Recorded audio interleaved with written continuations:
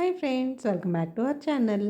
హద్దులున్నాయి జాగ్రత్త నావెల్లోని నెక్స్ట్ ఎపిసోడ్ని ఇప్పుడు మీతో షేర్ చేసుకోబోతున్నాను. అసలు గాలి వెలుతురు అనుభవించగలుగుతున్నాను, అందుకు సంతోషించు. కాదంటే ఏం చేయగలం అన్నాను. ఆనంద్ ఏమైనా మారాడా అని అడిగింది. పొద్దుపోయి రావడం లేదు. వారానికి ఒకసారి వచ్చి మొహం చూపించి పోతున్నాడు. అది మార్పేగా అని నవ్వాను. ఇంకా అతనితో కలిసే ఉండాలనుకుంటున్నావా అని అడిగింది మాధవి. అది మొహం ఎలా పెట్టి ఆ ప్రశ్న వేసి ఉంటుందో నేను ఊహించగలను. చిన్నప్పుడు ఉండలు చుట్టుకొని పడుకున్న రోకలి బండ పురుగుల్ని వానాకాలం పెరట్లో చూసి నేను అలాగే అసహ్యించుకునేదాన్ని. కానీ విధి వైపరీత్యం వానాకాలం వాటి పుట్టుకను ఎవరూ నివారించలేరు. చైత్రం కోసం ఎదురు చూడటం తప్ప. ఉంటాను అన్నాను. ఎందుకలా వెన్నెముకలేని జీవితాన్ని కోరుకుంటావు అంది. నేను విడిపోతే అతనికి ఇంకొత్తిని కట్టబెడతారు. సుమతులకి కొదవే లేదు భారతంలో అన్నాను. ఎక్కడిదాకానే ఈ ఒంటరి ప్రయాణం? దాని గొంతు బాధతో వణికింది. ప్రస్తుతానికి సెలవు బాయ్ అని పెట్టేశాను. ఆ అమ్మాయి చాలా అందంగా ఉంది. అందమంతా ఆమె నవ్వులోనే ఉంది. రండి, మీ సీటు చూపిస్తాను అని నన్ను క్యాబిన్లోకి తీసుకెళ్ళింది. ఆమె నడుస్తుంటే పొడవాటి వాలు జడ లయగా ఊగుతోంది. కూర్చోండి మేడం అని చైర్ చూపించింది. నా పేరు సుమతి. నా పేరు అనసూయ అంది. ఆమె నవ్వుతున్నప్పుడు అందంగా ఉన్న కళ్ళలో ఏదో నైరాశ్యం కనిపించింది. బహుశా నావి పచ్చకామెర్ల కళ్ళేమో. ఏదైనా డౌట్ వస్తే పిలవండి, లంచ్లో కలుసుకుందామని వెళ్ళిపోయింది.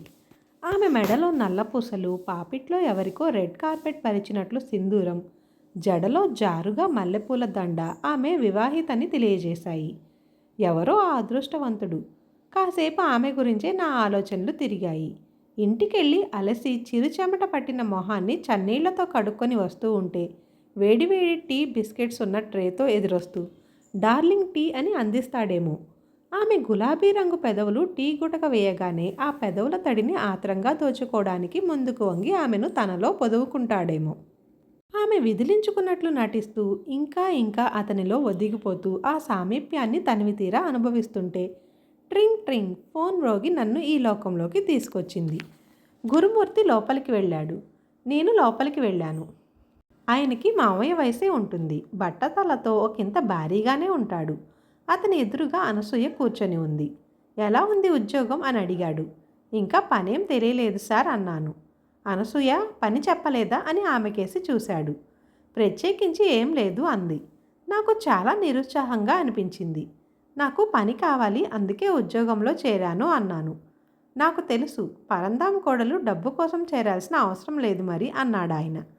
అనసూయ నాతో రిసెప్షన్లో ఫోన్స్ అటెండ్ అవ్వండి, ఇన్స్ట్రక్టర్ల అటెండెన్స్ చూడండి అంది. ఇంకేమైనా చెప్తాడేమోనని నేను ఆయన వైపు చూశాను. ఆయన ఇంకా వెళ్ళొచ్చు అన్నట్లు తల ఊపాడు. నేను బయటికి వస్తుంటే స్వింగ్ డోర్ దడాలను మూసుకుపోయింది. అనసూయ మాత్రం చాలా బిజీగా కనిపించింది. లంచ్లో నాతో కలిసి తింటుందనుకున్నాను, కానీ గురుమూర్తి ఎక్కడికో వెళ్ళాలంటూ తీసుకెళ్ళిపోయాడు. స్టూడెంట్స్ ఆ రోజు నా వైపు కుతూహలంగా చూశారు. అంతమంది అబ్బాయిల్ని అమ్మాయిల్ని ఒక దగ్గర చూస్తుంటే యవ్వనం అంతా అక్కడే కుప్పపోసినట్లుగా అనిపించింది. ఇంత అందమైన వయసును దాటి ఎంత వేగంగా నిర్వికార గృహ్యకం వైపు పయనిస్తారీ ఆడపిల్లలు అనుకొని అందరి అదృష్టాలు నాలాగే ఎందుకుంటాయిలే అని నాకు నేనే చెప్పుకున్నాను. మీ వారు చాలా అదృష్టవంతులు. మర్నాడు అనసూయకి ఈ కాంప్లిమెంట్ ఇవ్వకుండా ఉండలేకపోయాను. ఆమె అదే అందమైన నవ్వుతో ఎందుకు అంది. మీ ముఖం చూస్తుంటే ఇంకే పని చేయబుద్ధి కాదు అన్నాను. ఆయనకి కూడా అని నవ్వింది. నా ఊహ తప్పు కాదు, చాలా రొమాంటిక్ అయి ఉంటాడు. ఆ రోజు గులాబీ రంగు షిఫాన్ చీరలో జుట్టుని బంధించకుండా అలాగే వదిలేసిన ఆమె హుసేన్ కుంచె నుండి జారిపడ్డట్లు ఉంది. ఆమె కదులుతుంటే ఎవరికైనా గుండెల్లో జాకీర్ హుసేన్ తబలా వినపడాల్సిందే. రవిశంకర్ సితార్ మెట్ల గమకాలు ఆమె మాట్లాడే వెరుపుల్లో ఉన్నాయి. చౌరాసియా వేణునాదం ఆమె నిశ్వాసంలో నుంచి మధురగానం పుట్టిస్తోంది. ఆమె ముచ్చటగా మూతి ముడిచి కళ్ళు చిన్నవి చేసి నవ్వుతుంటే ఎంత ముద్దు అన్న బాలమురళి గాన మాధుర్యం గుర్తొస్తుంది. మీ పేరేమిటి మేడం? ఓ స్టూడెంట్ సాయంత్రం వచ్చేస్తుండగా అడిగింది. సుమతి అన్నాను. అనసూయ మేడంకి ఇంకా అటెండెన్స్ చూసే పని కూడా ఉండదన్నమాట. ఎంతైనా లక్కీ అంది. కానీ బయట పనులు ఎక్కువే ఉంటాయి పాపం అన్నాను. ఆ అమ్మాయి నవ్వి అవును చాలా ఎక్కువ అని వెళ్ళిపోయింది. నేను ఆ అమ్మాయి నవ్వు అదోలో ఉండటం గమనించి ఆలోచిస్తుండగా డోర్ తీసుకొని ఓ పొట్టిగా పీలగా ఉన్న వ్యక్తి లోపలికి వచ్చాడు. అతను జుట్టుని అరిటాకులా మధ్యపాపిడి తీసి దువ్వాడు. కళ్ళు పుచ్చగింజల్లా ఉండి చెంచలంగా అటు ఇటు కదులుతున్నాయి. పేడి మూతి, పెద్ద ముక్కు ఏదో వెతుకుతున్నట్లుగా చూస్తూ దగ్గరకొచ్చి అనసూయ లేదా అన్నాడు. అతను అలా ఏకవచనంతో సంబోధించడం నాకు నచ్చలేదు. అనసూయ గారా ఉన్నారు అన్నాను. పిలుస్తారా అన్నాడు. నేను ఇంటర్కమ్లో ఆమెతో మీకోసం ఎవరో వచ్చారు అన్నాను. అతను ఆమె వచ్చేలోగా అక్కడున్న చైర్లో కూర్చొని ఆగలేనట్లు సిగరెట్ వెలిగించుకున్నాడు. అనసూయ డోర్ తీసుకుని వస్తూ కొంగు సవరించుకుంది. ఆమె జడలో జారుగా పెట్టుకున్న మల్లెపూల దండ కూడా లేదు. అతని దగ్గరగా వెళ్ళి నిలబడి ఏమిటి అంది. అతను లేచి నిలబడి నవ్వుతూ డిస్టర్బ్ చేశానా అన్నాడు. ఆమె ముఖంలో చిరాకు కనిపించింది. ఏమిటో త్వరగా చెప్పండి అంది. 500 కావాలి అర్జెంట్ అన్నాడు. ఆమె చేతిలో ఉన్న పర్స్ తెరిచి వెతికి ఇదిగో 200 ఇంతకన్నా లేవు అంది. నాకు 500 అవసరం, లోపల అడిగి తీసుకురా. అతను కాస్త గట్టిగానే అన్నాడు. సభ్యత కాదని తల వంచుకుని పేపర్ చూస్తున్న నాకు అన్నీ వినిపిస్తూనే ఉన్నాయి. అతనంటే భరించలేని విసుగు కలిగింది. అయితే ఇక్కడే ఉండండి, ఇప్పుడే వస్తా అని ఆమె లోపలికి వెళ్ళింది. అతను నా టేబుల్ దగ్గరికి వచ్చి ఇంకా అనసూయకి ఫోన్లో అటెండ్ అయ్యే పని కూడా లేదన్నమాట. రోజంతా లోపలే ఉంటుందా? బాగా అలసిపోతుంది పాపం అని నవ్వాడు. నాకు చాలా అసహ్యం వేసి జవాబు చెప్పలేదు. అనసూయ హడావిడిగా వచ్చి అతనికి డబ్బిచ్చి ఇంక వెళ్ళండి, బాబీ వచ్చే టైం అయింది అంది. అలాగే వస్తా అని అతను డబ్బు తీసుకుని వెళ్ళిపోయాడు. అనసూయ నా వైపు చూసి ఏమన్నా అడిగారా అంది. లేదు, ఎవరైనా అన్నాను.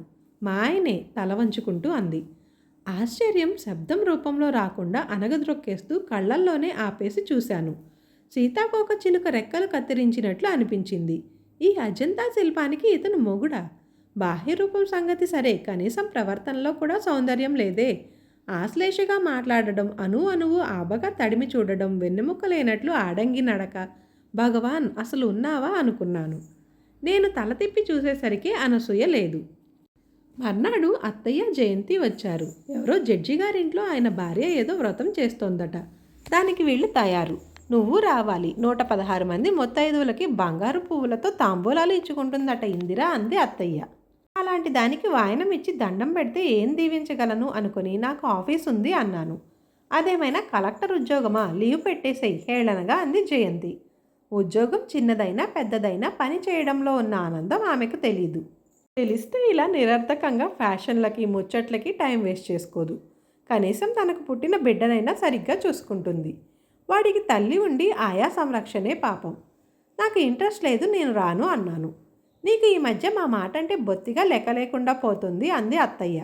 నాకు నేనంటేనే పెద్దగా లెక్క ఉండడం లేదు. జనాభా లెక్కల్లోకి తప్ప ఇంకెందుకు పనికి వస్తా అని చెప్పత్తయ్య అన్నాను. ఆవిడ లేచి నిలబడి కోపంగా, పదవే, ఈవిడితో మాట్లాడుతూ కూర్చోడానికి మనకి టైం లేదు అంది. జయంతి నా చీర వైపు చూస్తూ ఇంత దిక్కుమాలిన చీరలు కట్టుకొని వెళ్ళకపోతే కాస్త మా స్టేటస్కి తగ్గవి కట్టుకొని వెళ్ళొచ్చుగా అంది. ఒక రిసెప్షనిస్ట్కి ఇంతకన్నా ఎక్కువ ధర ఉన్న చీర అనవసరం. నా జీతం కన్నా చీర విలువ ఎక్కువ ఉంటే బాగుండదుగా అన్నాను. వాళ్ళిద్దరూ చెరుబురులాడుతూ వెళ్ళిపోయారు. నాలో ఈ మధ్య శాడిజం ముదురుతోందనుకుంటా. వాళ్ళు అసహనంగా ఫీల్ అయితే నాకు ఆనందంగా ఉంటుంది. ఇప్పటికీ రాత్రి అయ్యేసరికి తెల్ల చీర కట్టుకొని మల్లె మొగ్గలు సెగలో పెట్టుకుని మామయ్యతో గదిలోకి వెళ్ళే అత్తయ్యకి నన్ను చూస్తే ఎందుకు గిల్టీగా ఉండదో నాకు అర్థం కావడు. ఆనంద్ అసలు ఇంటికే రావడం లేదు. ఆంటీ ఆంటీ అన్న పిలుపునకు ఉలిక్కిపడి చూస్తే ఎదురింటి అల్పన కొడుకు బాల్ ఆంటీ అని లోపలికి చూపిస్తున్నాడు. నేను వాడికన్నా ముందుగా పరిగెత్తుకుంటూ వెళ్ళి బాల్ తీసుకొని వాడి దగ్గరికి వెళ్ళి నాకు ముద్దు పెడితే ఇస్తాను అని బుగ్గలు చూపించాను. వాడికి 5 ఏళ్లుంటాయి.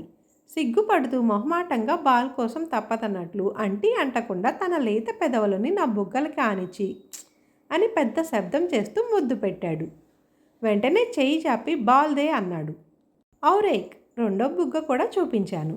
వాడి కళ్ళల్లో చిరాకు కనపడింది. నెమ్మదిగా వంగబోయాడు. బస్ నవ్వుతూ వెనక్కి జరిగి బాల్ ఇచ్చేశాను. వాడు థ్యాంక్ యూ ఆంటీ అంటూ తూనీగలా పరిగెత్తుకుంటూ వెళ్ళిపోయాడు. రెండో ముద్దు బలవంతంగా పెట్టి నేను పొందే ఆనందం కన్నా వద్దన్నప్పుడు వాడు పొందే రిలీఫే నాకు ఎక్కువ ఆనందాన్ని ఇచ్చింది. జీవితంలో నిరాశ మేఘాలు తప్ప సంతోషపు చినుకు ఎక్కడా కనిపించడం లేదు. అమ్మ టిఫిన్ వడ్డించేశాను. వంట మనిషి పిలిచింది. నేను ఉద్యోగంలో చేరాక మావయ్య వంట మనిషిని ఏర్పాటు చేశాడు. వంటకో నా మీద నికాకో నాకు తెలీదు. వద్దు, బాక్స్లో సర్దు చాలు అన్నాను. అర్జెంటుగా 10 వైట్ పేపర్స్ కావాలి మేడం ప్లీజ్ అంది ఓ అమ్మాయి. అల్మారాలో ఉంటాయని నాకు తెలుసు. నేను డ్రాలో తాళాల కోసం వెతికాను, దొరకలేదు. అనసూయ గారిని అడిగి ఇస్తాను ఉండు అంటూ లోపలికి వెళ్ళాను. తలుపు కొద్దిగా తెరిచి ఆ దృశ్యం చూసి వెంటనే మూసేసి వెనక్కి వచ్చేశాను. నేను చూసిన విషయం లోపల వాళ్ళకి తెలియదు. నాకు గుండె దడదడగా కొట్టుకొని ఒళ్ళంతా చెమట్లు పోశాయి. ఏమైంది మేడం అని ఆ అమ్మాయి నవ్వి, లోపల సార్ మేడం బిజీగా ఉన్నారా, అదంతేలేండి మీకింకా కొత్త అనేసి వెళ్ళిపోయింది. అవును, నాకు కొత్తే. అనసూయ అలా గురుమూర్తి లాంటి వయసు మీరిన వ్యక్తితో శృంగారం చేస్తుందని నేను ఊహించలేదు. నేను సంపెంగా అనుకున్నది గడ్డి పువ్వు అని తెలిసినంత నైరాశ్యం కలిగింది. తల టేబుల్ మీద ఆంచి పడుకున్నాను. సోఫాలో పడుకున్న గురుమూర్తి మీదకి వంగి ముద్దు పెడుతున్న అనసూయ రూపం తల విదిల్చినా మనసులోంచి మాయమవడం లేదు. శుక్రవారం తలంటు పోసుకొని కాళ్ళకి పసుపు రాసుకొని పాపిట్లో సింధూరం, నుదుట పెద్ద బొట్టుతో వచ్చే అనసూయ పవిత్ర రూపం. పతివ్రత పతివ్రత ఆ మాటలు మనసులో మననం చేసుకున్న కొద్దీ ఏదో అర్థం స్ఫురిస్తోంది. అనసూయ గదిలో నుంచి వచ్చింది.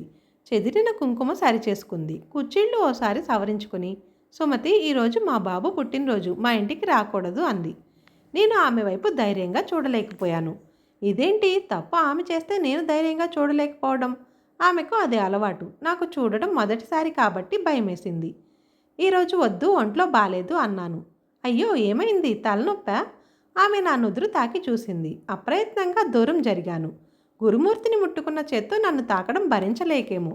తలనొప్పే, దూరంగా జరిగి అన్నాను. పోని రేపు వస్తారా అడిగింది. మర్నాడు ఆదివారం మాకు సెలవు. మా ఆయన ఇంట్లో ఉంటారు అన్నాను. ఆమె ఏమీ మాట్లాడలేదు. హ్యాండ్ బ్యాగ్ తీసుకుంటూ, మీకోసం కారు వచ్చింది, నన్ను కాస్త మా ఇంటి దగ్గర దింపి వెళ్ళండి, మా బాబు ఎదురు చూస్తుంటాడు అంది. సరే అని లేచాను. కారు స్టార్ట్ అయ్యాక అనసూయే మాట్లాడింది. మా బాబుని మా పిన్ని దగ్గర గుడివాడలో పెట్టాను.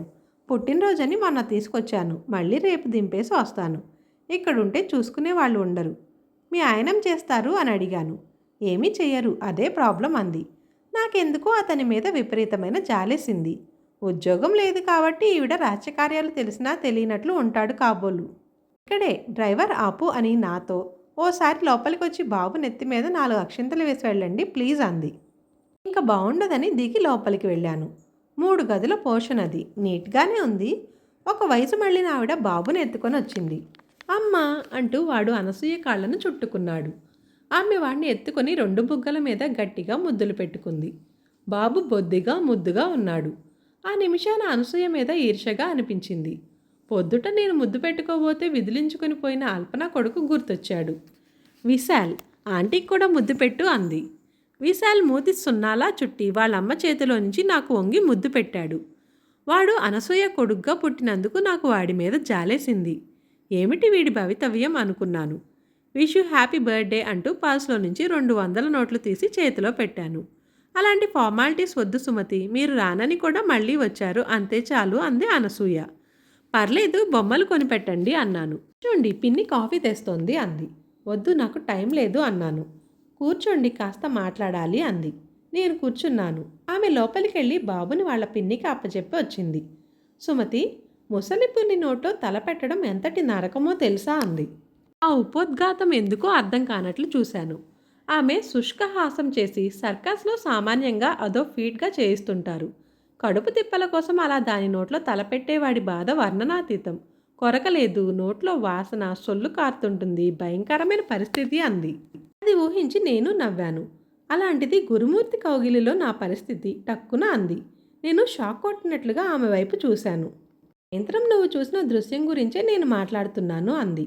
ఇది ఇంకో షాక్. ఆమె నన్ను చూసి ఇంత మామూలుగా ఉండగలిగిందా? సిగ్గు భయం లాంటివేం కలగనే లేదా? ఏమీ చేయలేని ఆయనకి బోలెడు పర్సెప్షన్స్ ఉన్నాయి. అవి తీర్చడం ఎంతటి నరకమో నీకు తెలీదు అంది. ఎందుకు అలాంటి బతుకు? హాయిగా ఇంకో ఉద్యోగం చూసుకొని మొగుడిని బాబుని పోషించుకుంటూ ఉండొచ్చుగా. ఇవన్నీ తెలిస్తే మీ ఆయన ఎంత అసమర్థుడైనా ఊరుకుంటాడా? కోపంగానే అన్నాను. ఆమె లేచి కూలర్ ఆన్ చేసింది. అనసూయ అని నాకు మా వాళ్ళు ఎందుకు పేరు పెట్టారో కానీ నాకు ఆవిడ కథకి చాలా పోలికుంది అంది. కళ్ళు పోతాయి, ఆవిడ మహాపతివ్రత అన్నాను. ఆమె మళ్ళీ నవ్వింది. త్రిమూర్తులు ఆవిడ ఇంటికి వచ్చి బట్టలు విప్పి దిశమలతో వడ్డిస్తేనే భోజనం చేస్తామన్న ఆ కథ నీకు తెలుసా అంది. అవును, అప్పుడు ఆవిడ వారిని చంటి పాపలుగా మార్చి, ఇక్కడ నా భర్త కూడా అలాగే ఓ రోజు ఏడుస్తూ వచ్చి తన ఆఫీస్లో దొంగతనం కేసులో ఇరుక్కున్నానని, జైలు శిక్ష తప్పదని, అది లేకుండా చేయాలంటే నేను తన ఆఫీసర్తో ఒక రాత్రి గడపాలని అన్నాడు. నేను ఒక వాక్యంలో చెప్పిన ఈ విషయం 3 రాత్రుల పాటు మా మధ్యన ప్రచన్న యుద్ధం రేపింది. అప్పటికే నాకు నెల తప్పింది. నన్ను నా బిడ్డని పోషించతగ్గ ఆర్థిక స్థితి మా పుట్టింటి వారికి లేదు. ప్రాణం తీసుకుందామంటే నేను నాతో పాటు మరో ప్రాణిని కూడా హత్య చేయాల్సి వస్తుంది. నా భర్త నా ముందే నిప్పంటించుకొని చేస్తానని బెదిరిస్తున్నాడు. అటువంటి పరిస్థితుల్లో ఈ అనసూయ కూడా అతిథికి ఆకలి తీర్చాల్సి వచ్చింది. ఆమె గొంతు వణికింది. ఈ ఎపిసోడ్ ఇంతటితో ముగిస్తున్నాను. నెక్స్ట్ ఎపిసోడ్లో మళ్ళీ కలుద్దాం. Thanks for watching this video. Please like, share and subscribe to our channel.